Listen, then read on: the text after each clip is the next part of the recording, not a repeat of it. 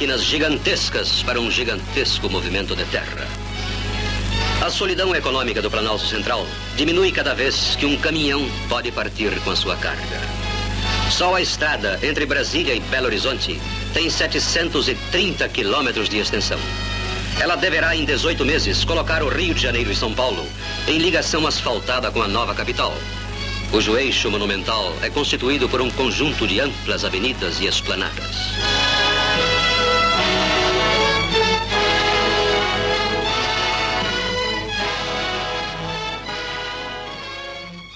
Às vezes as pessoas perguntam qual era o objetivo. O objetivo era, mais do que estratégico, era fazer povoar o Centro-Oeste. Porque aqui era muito, sabe, era muito deserto. Você vinha de avião, não tinha nada, não é, no caminho. Mesmo você indo pelas estradas, você não encontrava posto de gasolina. Você saía daqui e encontrava um em Paracatu, que é 3 horas daqui, não é? Não havia uma estrada, não havia uma ponte nos numerosos rios.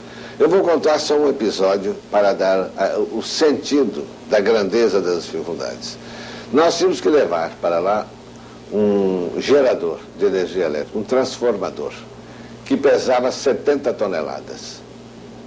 Mas não havia uma estrada. Uma carreta para sair de São Paulo e ir até Brasília era uma grande aventura tão grave que eu chamei e pediu o batalhão de engenharia da cidade de Itajubá, batalhão de engenharia do Exército, para tomar a si o encargo, como se fosse uma operação de guerra. Ao atravessar o rio Paranaíba na fronteira de Minas com Goiás, a embarcação improvisada ali às margens do próprio rio, destinada a fazer o transporte, teve uma alteração no meio do rio e o transformador caiu dentro d'água. Levamos 4 meses para arrancar esse transformador lá de dentro. Depois que o retiramos da água, tivemos que voltar com ele a São Paulo para abri-lo, consertá-lo. Mas nesse intervalo eu construí a ponte do Rio, uma grande ponte na fronteira de Minas com Goiás. E então aí já não houve problema, porque ele passou sobre a ponte. O assunto Brasília era uma espécie de garimpo. Sabe como é o brasileiro? A pobreza que existe em todos os cantos. E aqui havia trabalho. Emprego, como eles chamavam, para todo mundo que chegava tinha trabalho. As dificuldades durante a construção, elas se multiplicaram. Logo que a notícia circulou pelo Brasil, começaram a afluir a Brasília milhares de pessoas. E eu me lembro que um dia chegaram 5.000 pessoas em Brasília, procurando serviço. Vinham do Nordeste. A miséria era tremenda. E os paus de arara, como na ocasião se chamavam, se multiplicavam pelos caminhões.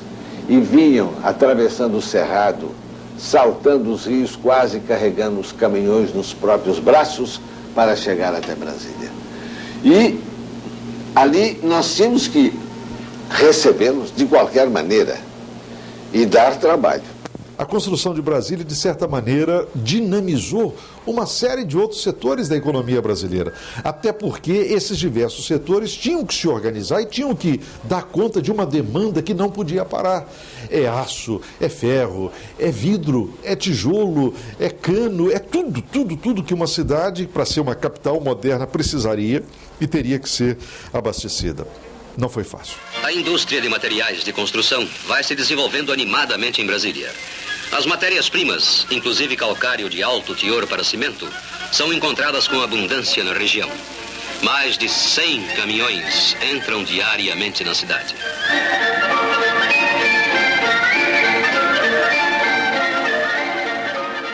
As críticas que se fazem ao modelo de administração utilizado pelo Juscelino são muito profundas. Especificamente em relação à construção de Brasília. Ele tinha uma cabeça aberta, não só da sensibilidade cultural, mas administrativa. Então era alguém que já trazia, digamos assim, uma certa perspectiva inovadora no trato da coisa pública no Brasil, fugindo ao padrão clássico que nós tínhamos. É o único governo planejado que esse país teve. Nem na colônia, nem no Império e nem na República tem outro. Porque as obras do Juscelino tinham o dia para começar, o dia para acabar, o orçamento e de onde que ia sair os recursos.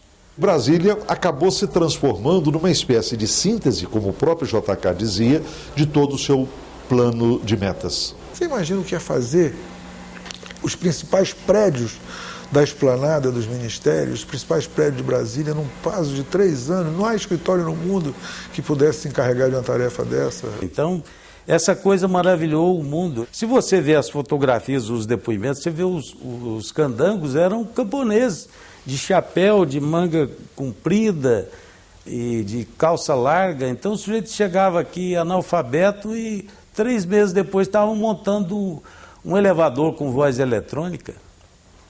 O que maravilhou todos os engenheiros de fora, esse pessoal que não sabia, eram analfabetos, manuseando máquinas americanas, inglesas, aquela parafernália. E, por exemplo, antes de chegar a uma máquina americana de furar buraco, eles usaram, a rodoviária foi feita na estruturação de cisterna que os nordestinos faziam. Então, isso maravilhou o mundo, e o maior laboratório de concreto que a humanidade já teve foi Brasília. Nunca o mundo imaginava que uma empresa paraestatal, em tão pouco tempo, pudesse fazer isso. Você sabe que tinha empresas de construção que não acreditavam, estavam aqui concorrendo e ganhando, mas não acreditavam que a cidade ia para frente, não acreditavam que o lago ia subir. E o lago estava subindo e eles não tiveram tempo para tirar seus acampamentos que ficaram embaixo d'água. Sabe? É isso o épico que a gente está se referindo, a respeito disso, sabe? Só entregamos uma firma estrangeira numa construção em Brasília, que foi a construção da barragem. Essa firma americana, que tirou a concorrência, começou a trabalhar.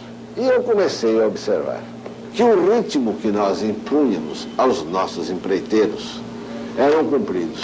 E os ritmos da firma americana não eram. Um dia eu apareci lá de surpresa e encontrei os serviços parados. Perguntei ao engenheiro-chefe: por que está parado o serviço quando há uma data aqui certa para a inauguração desta obra? Disse ele: porque quebrou uma peça numa máquina importante aqui e nós tivemos que mandar buscar nos Estados Unidos. Falei: quanto tempo vai demorar isso? 4 meses. E eu falei: então os senhores não têm imaginação para criarem um outro estilo na realização desse trabalho? Não, senhor, a técnica exige isso e nós vamos proceder de acordo com a técnica. Então eu disse: a técnica aqui em Brasília é contra o que nós chamamos o espírito de Brasília. O espírito de Brasília é contra a burocracia, é contra a protelação de qualquer medida, é pela realização das coisas na data exatamente pré-fixada. De modo que os senhores não servem para trabalhar comigo. Mas eles tinham um contrato. Chamei o Dr. Israel Pinheiro, que era o presidente da Nova Cap, aliás, um excelente presidente, e disse: doutor Israel, o senhor vai dispensar esses americanos. Sabe que eles não completaram essa obra no prazo que eu desejo.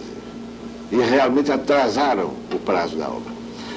E o doutor Israel me disse: mas e o contrato, presidente? Eu disse: o senhor chame os advogados, veja o que pode fazer, ainda que tenha que depois uma ação que eles movam contra o governo, nós vamos, é outro assunto. Mas dispense imediatamente e entregue aos brasileiros.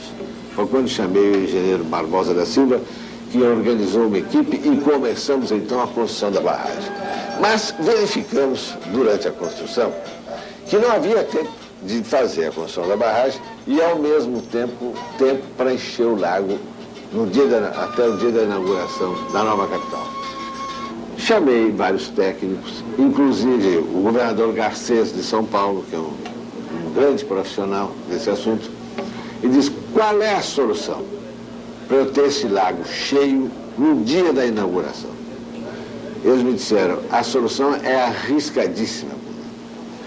À medida que o senhor for subindo a barragem, tem que fechá-la, para que a água comece a acumular.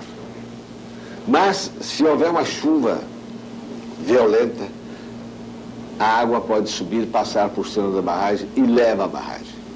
Eu reuni todos os engenheiros e falei: Brasília tem que ser construída um pouco com risco e com perigo. Para nós termos o lago pronto no dia da inauguração da cidade, é preciso correr esse risco. Todos disseram, é um grande risco, mas se o senhor deseja, nós correremos com o senhor esse risco. Então vamos correr o risco. E construímos a barragem. Ela foi subindo, a água subindo com ela, porque fechamos as comportas, à medida que nós vimos subindo, já a barragem, a água também ia subindo, e a verdade é que no dia 21 de abril fizemos esse milagre. A barragem chegou no ponto máximo, com o lago também no ponto máximo.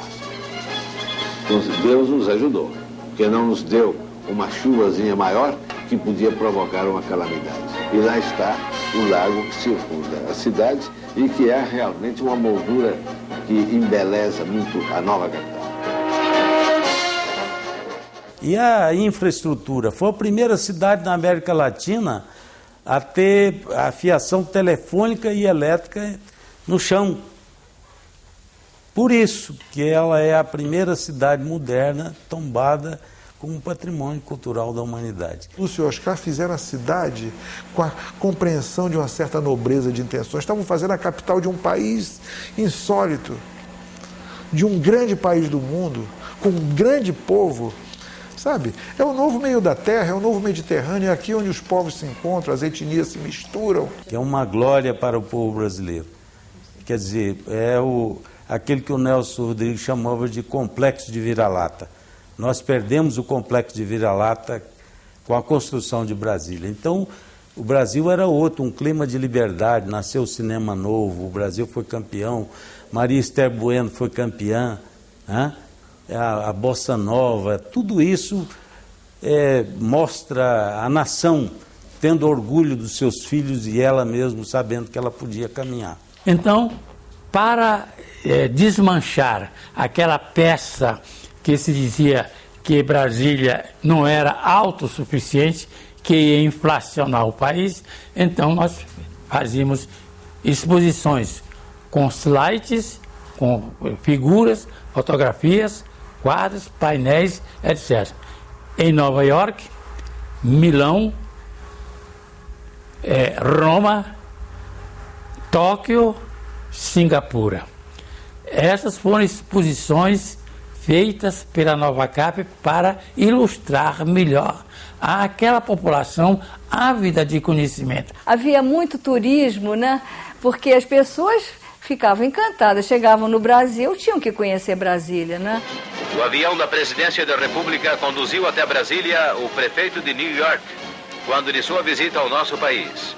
Do alto já se pode ter uma ideia do que será em breve a futura capital. Ao desembarcar, o Sr. Robert Wagner foi recebido pelo Sr. Israel Pinheiro, que lhe deu os votos e boas-vindas. O administrador da fantástica Nova York ficou entusiasmado com o que pôde observar. Hotéis, Palácio do Governo, tudo marcha em ritmo acelerado sob a administração da Nova Cap. O Palácio Alvorada será a residência do presidente da República. O prefeito Robert Wagner achou o plano arrojado e digno de um dos mais espetaculares empreendimentos dos últimos tempos. E daí nós recebemos o presidente de Portugal, Craveiro Lopes. Nós recebemos o presidente da Itália, Gronk, o presidente Gronk. Recebemos Sukarno, presidente da Indonésia. Recebemos também o dos Estados Unidos, Roosevelt, aquele que era defeituoso numa perna. Recebemos também Fidel Castro. Nós recebemos príncipes do Japão. Fidel, não me lembro dele, mas eu me lembro de outras autoridades no Congresso, Charles de Gaulle, a Rainha Elizabeth. O Oriente era o mais interessado em conhecer Brasília. É o que mais pedia informação. Coreia, Japão, China e essas ilhas lá, Austrália. Como eu ouço dizer que as pessoas que visitam Brasília, que sejam brasileiros ou estrangeiros, acham isso aqui uma coisa diferente e é realmente diferente de todas as outras cidades. Eu acho que é uma coisa que se deve reconhecer. Brasília não é feita só de uma história de quem friamente assim, vamos fazer a capital de Tóquio aqui no meio da Bahia. Até hoje não fizeram. Quando eu fui diretor da faculdade, recebi uma comissão de japoneses perguntando como é que a gente construiu uma cidade em 3 anos. Quando eu fui superintendente, fui o primeiro superintendente do IFAM, recebi uma comissão de japoneses outra vez, querendo saber como é que se construiu. 10 anos depois, a resposta é que a cidade foi construída em 200 anos históricos e outros tantos de mito, de expectativa, de ser para o mundo. Eu, lecionando história, descobri, desde o século XVI, de 1500, vestígios pedindo para mudar a capital para o interior. E aí ninguém parou mais com a ideia. Então esse movimento, ele tem 300 anos de estruturação, a participação do povo brasileiro e de lideranças desse povo em movimentos revolucionários, em ajuntamento, em agrupamentos políticos e históricos. É impressionante, eu acho que só não é tão impressionante porque se passou no Brasil, sabe? Você imagina um país, uma área que não dispunha absolutamente de nada, a não ser a terra, teria que receber tudo de fora. E isso tinha que acontecer num prazo de tempo muito pequeno, algo em torno de 3 anos, que era um compromisso de honra de Juscelino Kubitschek. Eu me lembro, estava aqui em 59, vim cobrir a campanha da Caravana de Integração Nacional. O que foi isso? Quando Juscelino assumiu o governo, até caneta esferográfica a gente importava. Essa caravana de integração nacional é porque dos 4 pontos laterais brasileiros saíram carros fabricados no Brasil e se encontraram em Brasília. Em 1959, 3 anos depois de Juscelino assumir o poder. Então é evidente que nessa construção muitos exageros foram cometidos, é evidente. É bastante provável que veios, que dutos de corrupção tenham acontecido, e isso é inevitável. Eu acho que foi um bom trabalho, apesar de acusações, de suspeitas e tal, porque o Juscelino teve o cuidado de indicar para fiscal das realizações da Nova Cap, o DN era contra a capital de modo geral, né? Botou na presidência, no Conselho Fiscal, o presidente, um deputado da UDN. Então não podiam reclamar que não estaria havendo fiscalização. A oposição a Brasília era muito forte. Então o Juscelino pega um representante da oposição, o engenheiro Israel Pinheiro, para construir a cidade. E o Israel Pinheiro é uma pessoa que teve a importância que muitas vezes a gente não percebe, né? Juscelino vai se notabilizar, primeiro por ter um planejamento, um plano de metas. Segundo, por oxigenar a máquina administrativa. Inteligentemente ele mantém os ministérios, que normalmente eram preenchidos por critérios políticos, mas ao lado, fora da órbita dos ministérios, ele criou os chamados grupos executivos. Esses grupos executivos eminentemente técnicos é que vão tornar possível esse banho de modernização na economia, que ele vai tentar estabelecer no país e vai colocar, sobretudo em termos de infraestrutura. É nesse conjunto que se insere a proposta de construção de Brasília e de transferência da capital brasileira para o interior do país. Foi fácil? Não, foi dificílimo. Perguntaram para o doutor Lúcio uma vez, eu acho que se presta muito bem a isso, como é que ele via a cidade que tinha se transformado tanto e que talvez tivesse saído da proposta original que ele tinha sonhado. Aí ele disse assim: minha filha, a realidade foi melhor do que o sonho. Brasília, capital da República, o Distrito Federal e o entorno, os municípios de Goiás e de Minas que cercam, nós colocamos aqui em apenas 53 anos do início da construção, colocamos aqui uma conurbação urbana de 5 milhões de pessoas. Coisa que o Uruguai demorou 700 anos para fazer. Então a gente não tem dimensão do que Brasília resultou. Ela decretou factualmente o domínio da continentalidade brasileira. Porque Brasília reúne aqui gente de todos os cantos. Está surgindo um sotaque novo, está surgindo um tipo de visão do Brasil nova, um centro cultural diferenciado, que com meros 50 anos já tem uma produção cultural importante. Eu acho que Brasília é uma síntese do país da gente. com todas essas diferenças. E, sobretudo, é uma síntese do mundo também, que vai ter que aderir a um tipo de modo de ser para o outro que vai se espelhar muito na gente.